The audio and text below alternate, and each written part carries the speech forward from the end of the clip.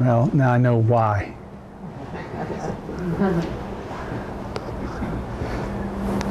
So I wanted to give somewhat of an overview of where we're going with all this. So today, sometimes I just call this the swamp. You know, you arrive and the mind just, you know, it's picking up on all the little pieces. None of them, I hope none of them too emotionally have emotional attachment. But if so, that's what you got, and what you get is what you got.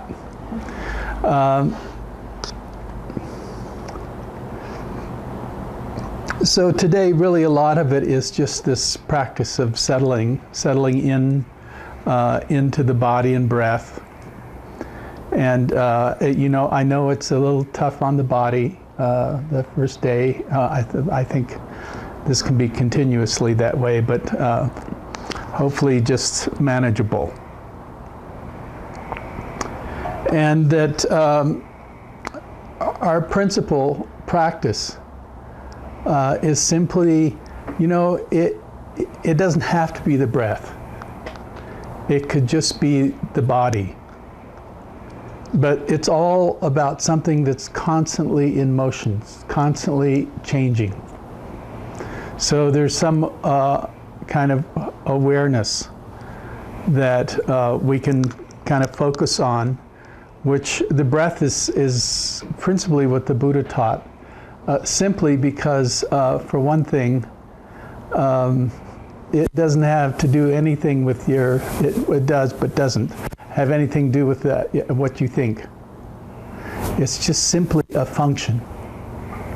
And so part of that function is to recognize that it is simply a process that's going on.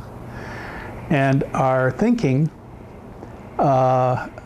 proverbial thinking, is that keeps moving away from the body breath. And I use that terminology, body breath, because it is also simply a body function. And the idea here is to get it as simple as possible, so that we're not adding, we're subtracting. And that in that subtraction, there is space, and that space elicits, hopefully, a little bit of silence. And that silence is imperative. It's not through busyness of the mind, it's actually through the releasing the busyness, that there is this underlying intelligence that we're principally aiming at. So first we just have to settle the body. Then we start using the breath as a means to find a bit of solace, a little bit of silence, a little bit of non-disturbing. And then, you know, this process is simple. It's really in three things. There's the, and some schools go directly to insight, but I prefer that there is some attending to the collecting that's necessary for insight. And traditionally that's talked about as concentration. I don't like that word very much, but I think collecting is a better word, that we're simply collecting ourselves. And as we begin to collect ourselves, then we begin to see into our functions. And it may be just, you know, it may be just the body and you know, digestion or seeing or hearing or smelling or tasting, any of the senses, and that they're functions. And then we begin to see into them as processes, you know. One thing is that they use the word vipassana as the technique, which is simply that basic translation of to see clearly, you know, or I like to say, see into. So we see into the body functions. We see into the mental wanderings and the emotional contractions and expansions that happen. These are the functions of insight, is to see into those. Part of seeing into those is the fact that we identify. We identify with the breathing, we identify with the body, we identify with the thinking, we identify with the emotions. All of it is based on this dualism of self and these processes. And part of what we do here is try to loosen that mechanism, because it's a control mechanism. You know, if we can control it, then we'll be safe. And that's actually not true, but it's what we do. And as we begin to loosen the structure and disidentify somewhat with the content and begin to explore, and that's really the vipassana, is to see into the processes. Particularly the identification. And so we start to loosen that dualism of myself, whatever, whether it's a thought or a body sensation or a breath or whatever. We start to loosen that. And as we begin to loosen that, then the universe, this is the thing about fear. Fear is a contraction. And mostly we're fearful creatures. And if anything that we don't know comes up, we contract. And that is a process of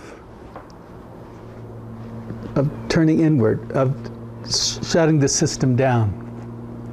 What this is trying to teach us is the opposite. Instead of shutting down, the contraction is a message about, oh, maybe I don't see the whole thing.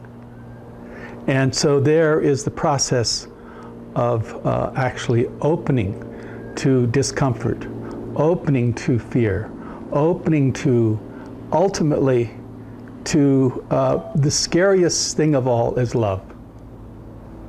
You know, and we're all afraid of love. By the way, it sounds so ridiculous because, you know, there's such seeking, and yet, if we get close to it, we have a tendency to contract and run. And yet,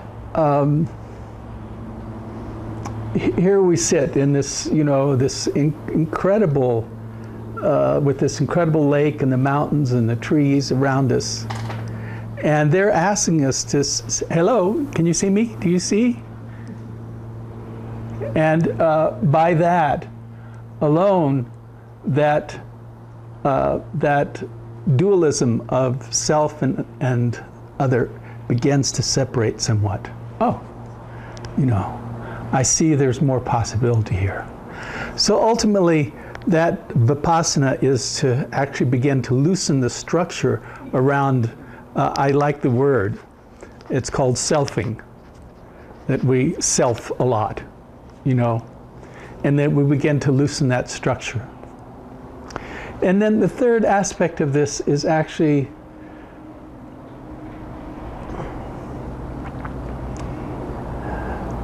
if we can loosen that structure, then we begin to actually ride on the kind of the winds of nature. And I know that's probably very obtuse language, but it's actually, the fact is that once you begin to open and see the not the identification and the dualism in it, but just the processes that are going on around you, fearlessly, that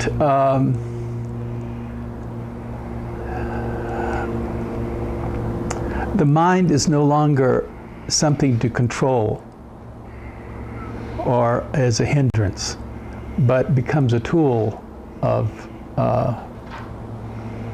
exploration and curiosity, and ultimately of openness.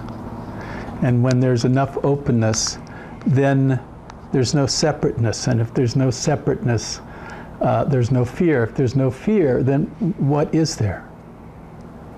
You know, when there isn't fear and one gets that there's not separateness, then there is this thing called love. It's not so much, maybe it's why we use the word metta, you know, because, you know, it simply translates, I think the best translate is just kindness, you know. But we are that, you know, ultimately, when everything settles in, you know, and the mind no longer attaches itself to the fear and the separateness, but actually begins to explore the openness, the heartfulness, the fearlessness of being.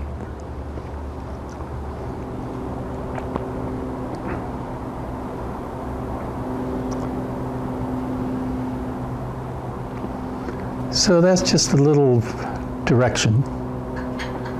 And, you know, as I said, today is a bit more like the swamp than anything else, because it's arriving, and you can't expect to have some great concentration, maybe for a little while, 20 minutes, and then bingo, something pulls you. It's okay. The idea is to simply notice it, let go of it, start over.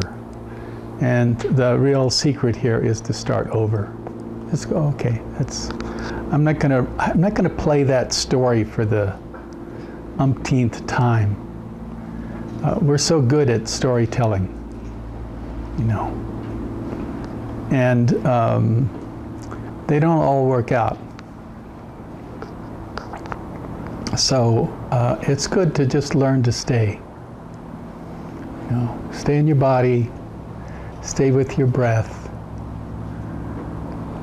When there is contraction, whether it's body or thought or emotion, give it space.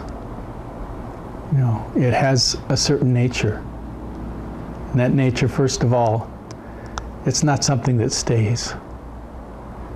It's something that's simply passing through your being at this time. And you can do what you want with it. But from the suggestions here and the practice is to let it go through. You know, maybe a good language would be transparency of being. You know, it would just slide through. And we're not trying to say, oh, don't think about this. It comes, things come up.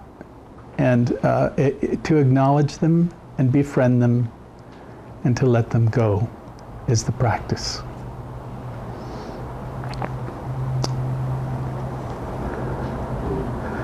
So we're going to sit for a little while. I'll go through some of the primary instructions.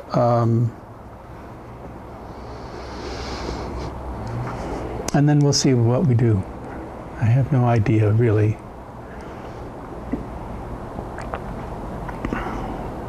I'm supposed to, but you know, after I realize I've been sitting, I started sitting I thought 56 years ago, so I'm still 4 years away from 60 years. And I figured that's good, you know. So I got a lot to learn between now and the next 4 years.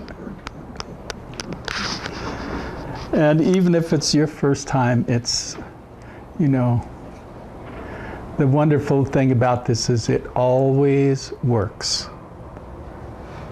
You know, you're not so special that out of almost 2,556 years or whatever, it's gone on because it works. And if it didn't work, it would have been lost in time. But it's not. It's actually alive and well. So that right there says a lot. So I'd like you just to take a moment, and I was going to start with really the primal piece is this thing called posture.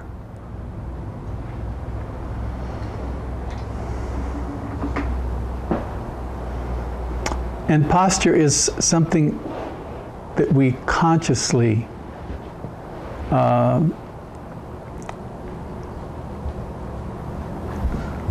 acknowledge or get, you know. It's not a big deal, but because it's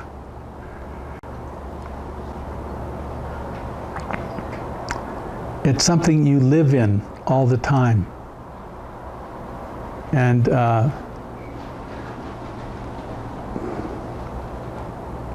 from the practice's point of view, I know, you know, I used to sit with some of these old Burmese Sayadaws, and they literally their noses were almost touching the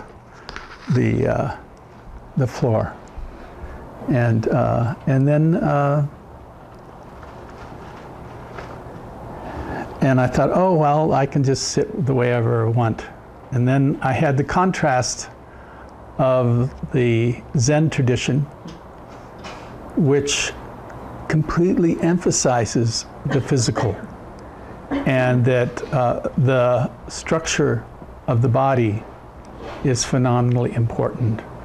And it took me a long time, I mean, to actually get, how do I get that little curve in my back that straightens up, pulls my shoulders back, and pulls my chin back slightly. And then just correcting that over and over again until it becomes more of a habit than an effort, you know. And over the years, it's worked, you know. And I'm sitting in a chair now, but I spent most of my life sitting cross-legged. And I always had to have enough pillow behind me where I used to sit with these ties also. They don't even have any, they just flat. They don't have any. For me, I had to have something under my butt to, even sitting in a chair, when I would go to long retreats, I would make sure there was enough pressure on my lower back there so that there was a slight curve there. And then that allowed the rest of the body to open and stretch and creates a proper physical posture for the practice and for breathing.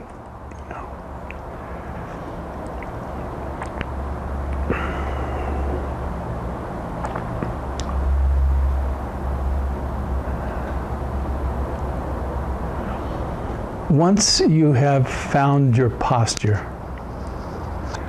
then this is also referred to as a mind training. So you can train the mind to kind of elicit the body and know it. But then it's a matter of, how am I going to stay?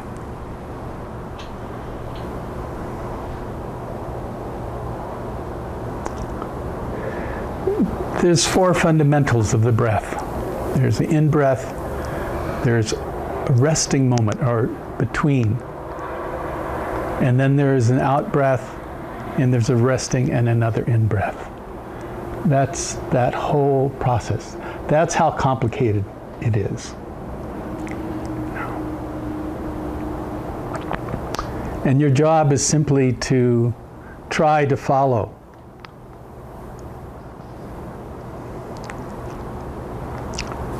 That in-breath, a transition point, an out-breath, another transition point, an in-breath, etc.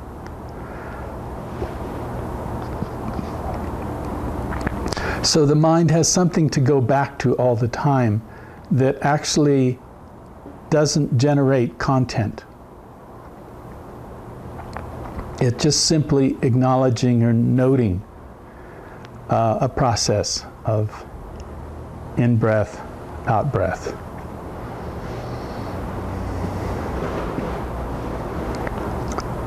And it's not the, the wherewithal, it's just simply a method to settle the heart-mind so that it can see clearly into the nature of change, the nature of suffering, the nature of a selfless universe.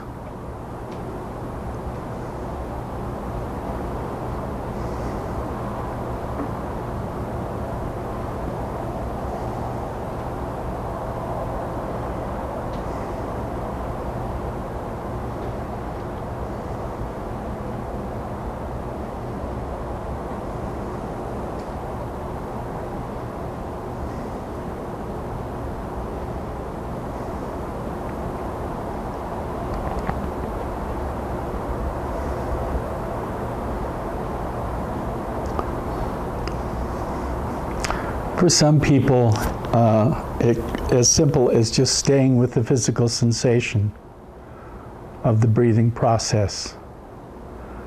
Sometimes for the busy mind, it can be helpful to use a practice called noting, to note the in-breath, out-breath, in-breath, out-breath, just as very, very softly in the back of the mind. So it's following what's happening, and it's not wandering off so easily. But it may be you can simply just stay with the breath as a process.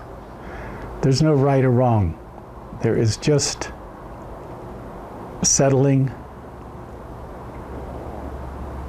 Notice what's happening and keeping some sense of openness and curiosity.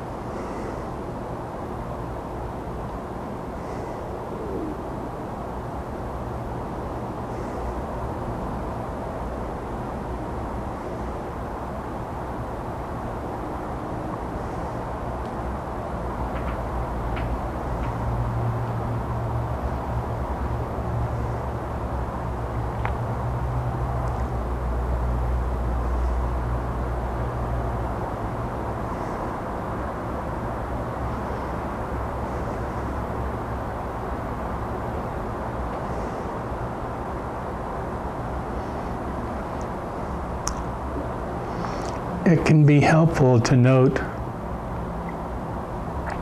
that the breath happens within the body.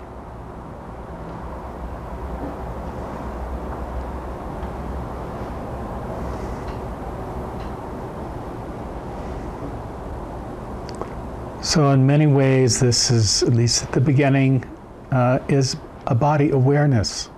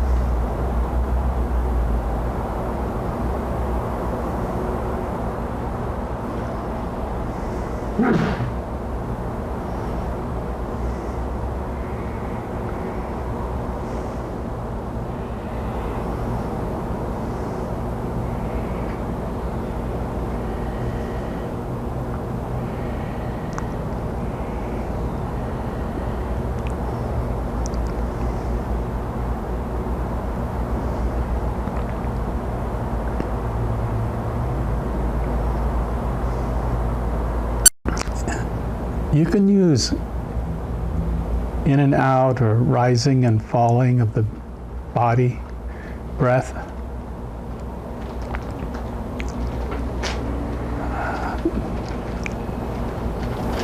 Being, love,